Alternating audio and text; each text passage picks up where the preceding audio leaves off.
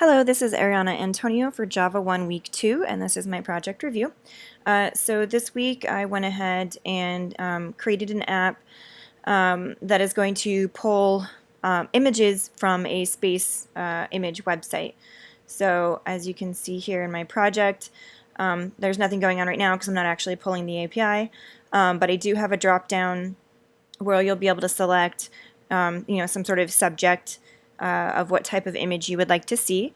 And then when you click on it, they don't really work right now, but when you click on it, it'll pull up an image. Right now it's just the titles because again we're not actually pulling real images. And then maybe you can click on it and it'll have the title or something down here. But so I did create these from enums. Although obviously I don't have them working where if you click this it pulls up this, and if you click this it pulls up something.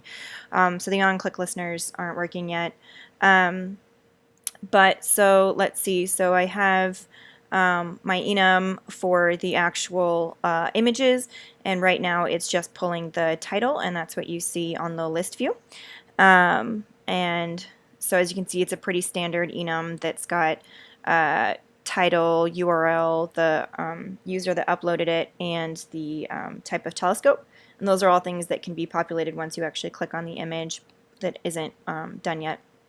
And then these are for the types for the spinner. All it's got is the type and then an ID to identify it. And then we have our JSON builder. So this is also pretty standard from the videos for next week's activities. Just taking the JSON object and an array and pulling the enums to it, the title, the URL, the user, the telescope, and then this one does the same thing with the type and with the ID. And then the main activity, we're creating our global variables, including the arrays that are going to be for the spinner and the grid view. Creating the layout. This is creating the spinner, again pretty standard. Right above it though, you're taking the image type object and setting the enums to the array for the spinner, and then populating it with that. And this is where obviously when you click on it, then it'll pull up based on what you clicked on, the list views or the grid view. And then this is creating the grid view, setting the array based on the image detail object, and then I was going to start setting the detail for when you click on it, but I'll do that for next week.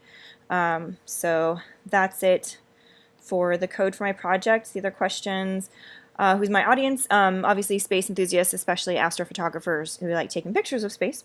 The lessons definitely didn't go very well. The spinner and the grid view and list view was all very clear, but I was really confused on working with JSON.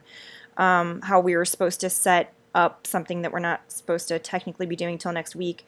So I did my best with that, as well as populating the spinners and that sort of stuff with the JSON took the majority of my time, which is why I wasn't able to make all the things clickable and doing the things that I wanted them to do.